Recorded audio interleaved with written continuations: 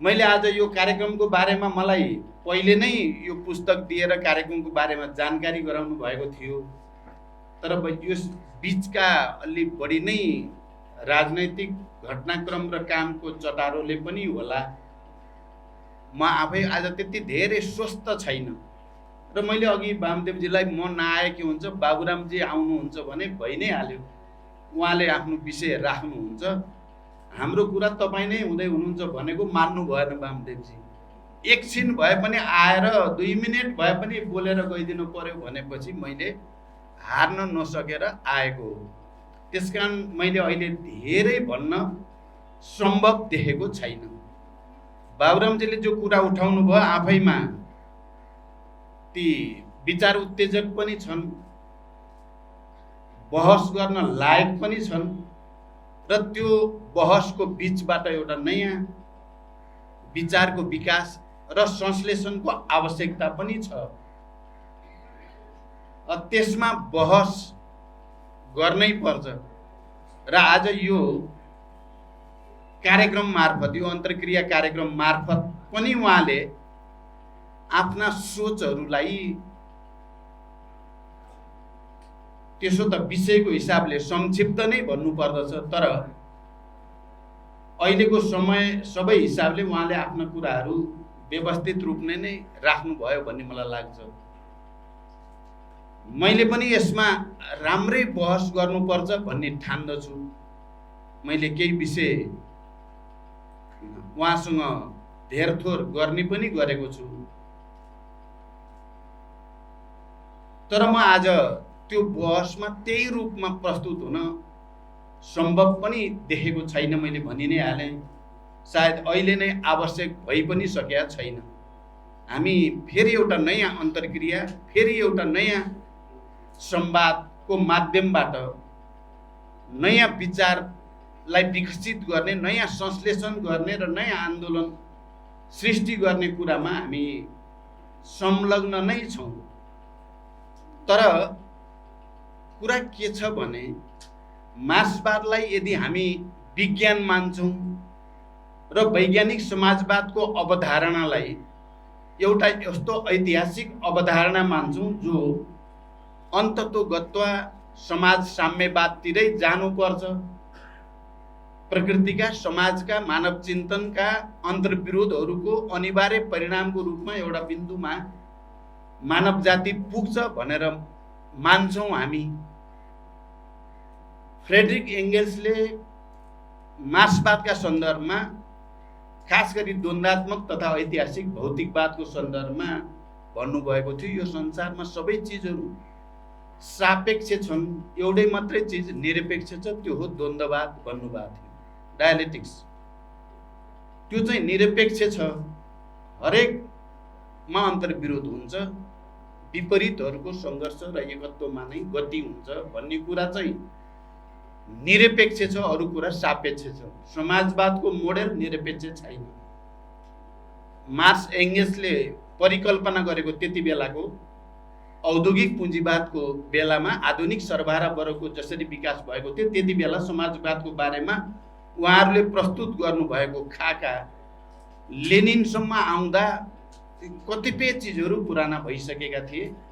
त्यहाँसम्म आउँदा पुँजीवादको विकास एकाधिकार पुँजीवादको रूपमा भइसकेको थियो र क्रान्तिको मोडालिटीको बारेमा पनि जसरी मार्क्स एङ्गेल्सले युरोपमा नै सबभन्दा पहिला क्रान्ति हुन्छ औद्योगिक रूपले विकसित र आधुनिक सरबराह वर्गको विकास भएका देशहरूमा, एउटामा मात्रै होइन धेरै देशहरूमा एकैचोटि क्रान्ति हुन्छ भन्ने परिकल्पना मार्क्स एङ्गेल्सको थियो। तर लेनिनकोमा आइपुग्दा अब त्यस्तो रहेन। मार्क्स एङ्गेल्स आफू जीवित हुँदाखेरिको युरोपको विकासको स्थितिलाई हेरेर, युरोपको वर्ग सङ्घर्षको स्थितिलाई हेरेर समाजवादी क्रान्तिको बारेमा, त्यसको मोडालिटीको बारेमा जे कुरा भन्नुभएको थियो, अब नयाँ चरणमा आइसकेपछि, पुँजीवादको नयाँ चरणमा विकास साम्राज्यवादको ठाउँमा आइसकेपछि, एकाधिकार पुँजीवादको ठाउँमा आइसकेपछि अब युरोपमा होइन एसियातिर क्रान्तिको केन्द्र सरेको छ र अब अविकसित देशहरूमा पहिला क्रान्ति हुन्छ। साम्राज्यवादी शोषण उत्पीडनको कडी जहाँ कमजोर छ ती देशहरूमा क्रान्ति हुन्छ र एउटै देशमा क्रान्ति हुन सम्भव छ भन्ने निष्कर्ष लेनिनले निकाल्नु भयो र त्यहाँबाट हामीले जो विकसित भएको मार्क्सवाद भन्छौँ, समाजवादको मोडेलको हिसाबले पनि लेनिनले युद्ध कम्युनिजम, वार कम्युनिजमको स्थिति बिहोर्नु पर्यो प्रथम विश्वयुद्ध र त्यसपछि सोभियत सङ्घको जन्म भइसकेपछि पनि त्यहाँ 14वटा राष्ट्रबाट एकैचोटि हमला भएपछि उहाँले वार कम्युनिजमको परिकल्पना गर्ने बेलामा डेमोक्रेसीको, लोकतन्त्रको सबभन्दा ठुलो प्रवक्ता हुनुहुन्थ्यो मार्क्स आफै र लेनिन आफै। तर वर्ग सङ्घर्षको विकासको खास चरणहरूमा जब युद्ध थोपरिन्छ, युद्धको बेलामा सर्वहारा वर्गले, कम्युनिस्ट पार्टीले पनि युद्ध कम्युनिजम नै लागू गर्नुपर्छ भन्ने सन्दर्भमा राज्यको एउटा मोडालिटी आएको हो। त्यसलाई लेनिनले कहिले पनि निरपेक्ष रूपले सदाको निम्ति सर्वहारा वर्गको यही राज्य नै सबैको लागि हुन्छ भन्नुभएको थिएन। बरु लेनिनले बुर्जुवा डेमोक्रेसी एउटा डेमोक्रेसी त हो, तर त्यो लिमिटेड छ, त्यसभित्र डबल डिलिङ छ, पाखण्ड छ, त्यसका सीमाहरू छन्। त्यही बुर्जुवा डेमोक्रेसीलाई एक्सट्रिममा पुर्याइदिएपछि प्रोलेटेरियन डेमोक्रेसी बन्छ भन्ने व्याख्या गर्नुभयो र लोकतन्त्रको असाध्यै ठुलो प्रवक्ताको रूपमा लेनिनले आफूलाई व्यवहारत प्रस्तुत गर्नुभएको थियो। र त्यति बेला चलेको जो रोजा लक्जमबर्गको डिबेटसँग सम्बन्धित कुराहरू पनि निकै महत्त्वको साथ अगाडि आएको हामी सबैलाई थाहा छँदैछ। मैले यहाँ अहिले लामो नभनिकन बाबुरामजीले राख्नुभएको विचारको विकास आवश्यक छ भन्ने कुरामा म सहमत छु। तर त्यसो गर्नको लागि के हामीले कम्युनिस्ट पार्टी, कम्युनिजम, मार्क्सवाद, लेनिनवाद, माओवाद भनेर हामीले भन्यौँ, त्यसलाई त्यससँग सम्बन्धित अवधारणाहरूलाई छोड्न जरुरी छ र त्यसैभित्र बसेर त्यसको विकास गर्न सम्भव छैन? त्यसो गर्न सकिँदैन। कम्युनिस्ट पार्टीबाट बिदा लिएपछि मात्रै त्यो विचारको विकास गर्न सकिने हो र मार्क्सवाद अलि धेरै नभनेर अरू नै केही बात भनेपछि मात्रै विचारको विकास हुने हो र? मेरो सवाल के छ भने, र यो सबैले विचार गर्ने प्रश्न छ, मार्क्स एङ्गेल्सले जे भन्नुभयो जस्ताको तस्तै लेनिनले यान्त्रिक अन्धानुकरण गर्नु भएन। बरु बदलिएको विश्व परिस्थिति, विज्ञान प्रविधिमा भएका नयाँ नयाँ आविष्कार र विकासहरू, वर्ग सङ्घर्ष, उत्पादक शक्तिको विकास र उत्पादन सम्बन्धमा आएको परिवर्तन समेतको अध्ययनबाट समाजवादको नयाँ मोडेल मार्क्सवादलाई पनि विकसित र परिमार्जन गर्नुभयो। तर त्यसो गर्दा मार्क्स अब अधुरो भयो, अपुरो भयो। मार्क्सले मात्रै पुग्दैन लेनिनले कहिले पनि भन्नु भएन। बरु मार्क्सका मूलभूत सिद्धान्तहरूप्रति अटुट सम्मान, समर्थन गर्दै परिस्थितिमा आएको परिवर्तनले अब यो मार्क्सले भनेका कुराहरूको औचित्य अब रहेन, अब हामीले यो नयाँ कुरा विकास गर्न आवश्यक छ पो भन्नुभयो हो लेनिनले। अब मार्क्सवाद भनेर हुँदैन भने त होइन। बरु म यहाँ उपस्थित सबै श्रोता कमरेडहरू र साथीहरूलाई के भन्न चाहन्छु भने, लेनिनले बरु दर्शनशास्त्र सम्बन्धी व्याख्या गर्दै गर्दा मार्क्सवादमाथि चौतर्फी हमला त धेरैचोटि भयो। मार्क्सकै पालामा पनि वैज्ञानिक समाजवादमाथि हमला त भएकै थियो, त्यो कुरा हामीलाई राम्रोसँग थाहा छ। मार्क्स एङ्गेल्सको अवसानपछि त झन् बढी संशोधनवादी, अवसरवादी, बुर्जुवा कोणबाट मार्क्सवादका मूलभूत सिद्धान्तहरूमाथि प्रहार भएकै थियो।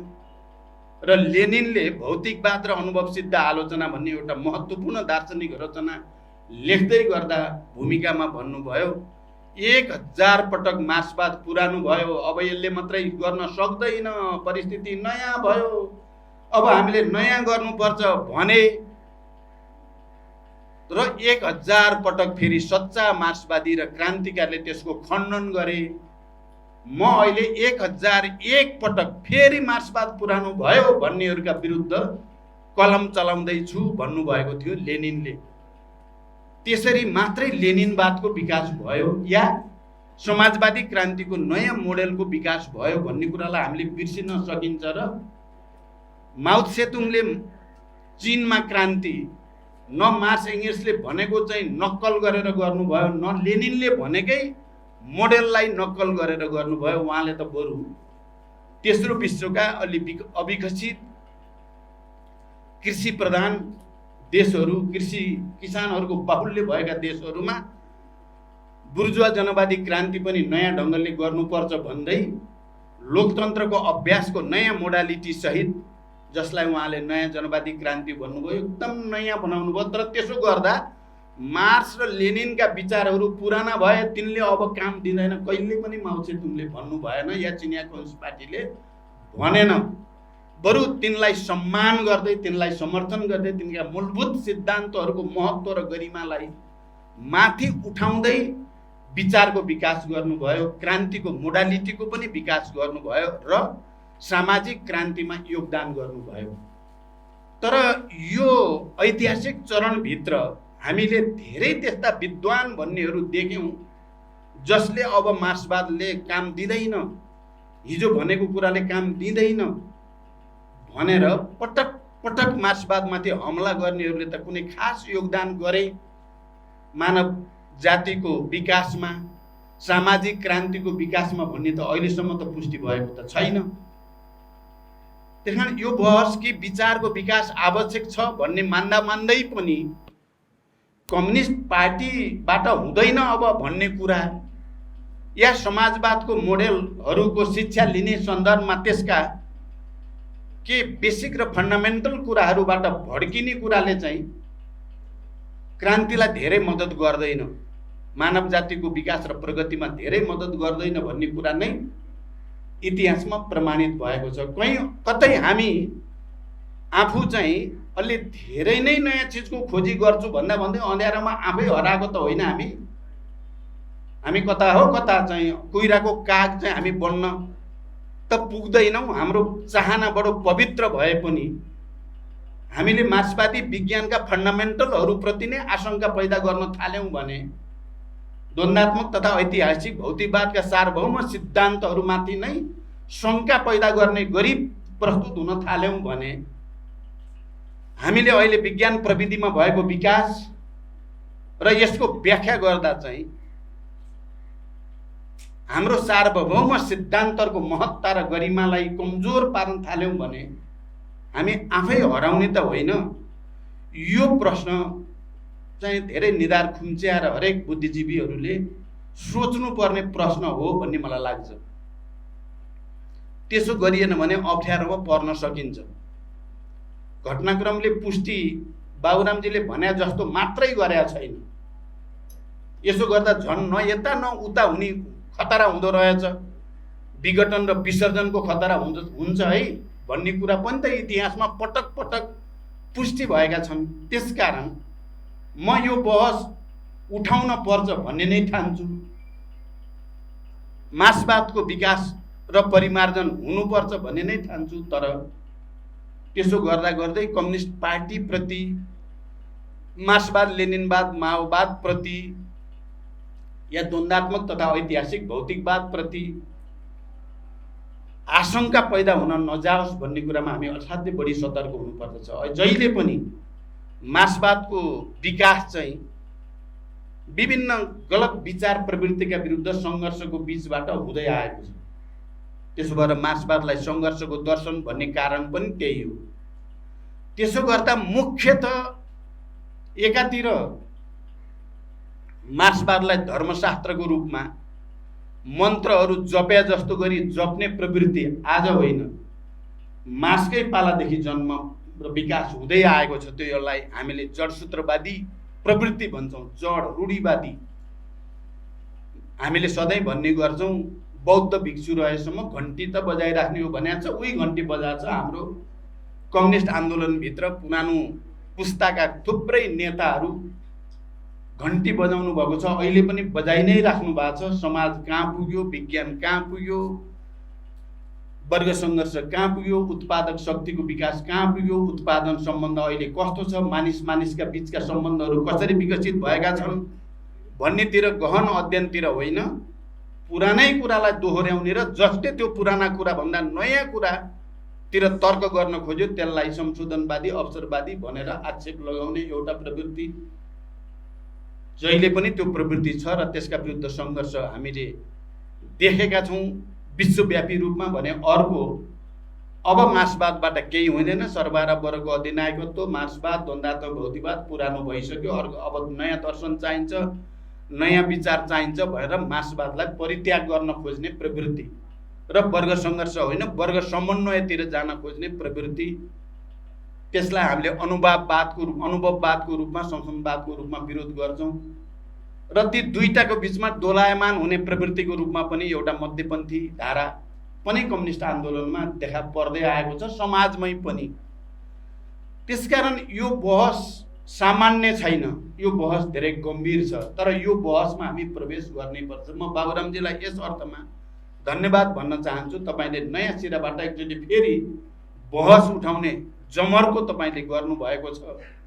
हामी सबै यो बहसलाई रचनात्मक रूपले उठाउने, सृजनात्मक रूपले उठाउने र एउटा सकारात्मक निष्कर्ष दिने कोसिस गरौँ र यो बहसलाई कसैलाई निषेध गर्ने उद्देश्यका साथ होइन, विचार विमर्शद्वारा एउटा नयाँ संश्लेषणमा पुग्ने वाद विवाद र संवादको प्रक्रियाको रूपमा यसलाई प्रयोग गर्ने कोसिस गरौँ। त्यसो भयो भने धेरै राम्रो चिज हुन सक्छ। अब यहाँ अलिकति प्रसङ्ग बाबुरामजीले पनि ल्याउनु भयो। हामीले धेरै वर्ष झन्डै 2.5-3 दशक हामी सँगै बस्यौँ, एउटै कमिटीमा सँगै सहयोद्धाको रूपमा। हामीले नेपाली क्रान्तिको बारेमा अलि मौलिक ढङ्गले विचार गर्नुपर्छ भन्यौँ, जति बेला भन्यौँ त्यति बेला हामीले मार्क्स लेनिन माओलाई 3टा कोसे ढुङ्गाको रूपमा स्वीकार गऱ्यौँ। त्यसैको आधारमा जनयुद्धका रणनीति र कार्यनीतिको खाका कोर्यौँ। त्यसैको आधारमा अगाडि बढेर हामी यहाँसम्म आएका छौँ र अहिले पनि त्यसका उद्देश्यहरू पुरा भइसकेका छैनन्। शान्ति प्रक्रिया अझै सबै चिजहरू टुङ्गिएको छैन। सङ्घीय लोकतान्त्रिक गणतन्त्र जहाँसम्म ल्याउन जनयुद्धले सबभन्दा ठुलो भूमिका खेल्यो, त्यही सुदृढ भयो। अब हामी नयाँ ढङ्गले सोध्ने ठाउँमा आइपुग्यौँ भन्ने ठाउँमा पुगेका पनि छैनौँ। हामी अहिले प्रतिगमनका विरुद्ध लडी पनि राखेका छौँ। पहिला क्रान्तिका उपलब्धिको रक्षा गरौँ र त्यसमा टेकेर अगाडि जाउँ भनिराखेकै छौँ भने यो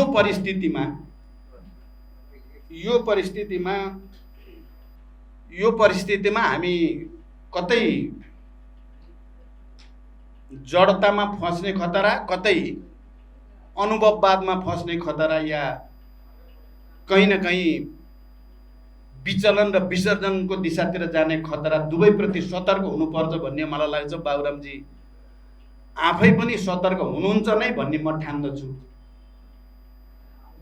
त्यसकारण यो बहसलाई सकारात्मक र रचनात्मक दिशा दिउँ भन्ने म अपिल गर्न चाहन्छु। र मैले अहिले योभन्दा बढी भनिनँ। फेरि एकचोटि वामदेवजीलाई धन्यवाद भन्न चाहन्छु। जे भए पनि यो बहस उठाउने जमर्को तपाईँले वातावरण बनाइदिनु भयो, त्यसको लागि। अब यहाँ एकजना साथीले मन्त्री परिषद विस्तार कहिले हुन्छ भनेर सोध्नु भएको रहेछ। यो मिडियाकर्मीको हो कि कसको हो? यो मिडियाकर्मीकै रहेछ। अब हिजोबाट एउटा नयाँ परिस्थिति बनेको छ। आज बिहान मात्रै प्रधानमन्त्री जी, माधव नेपालजी र म बसेका पनि थियौँ।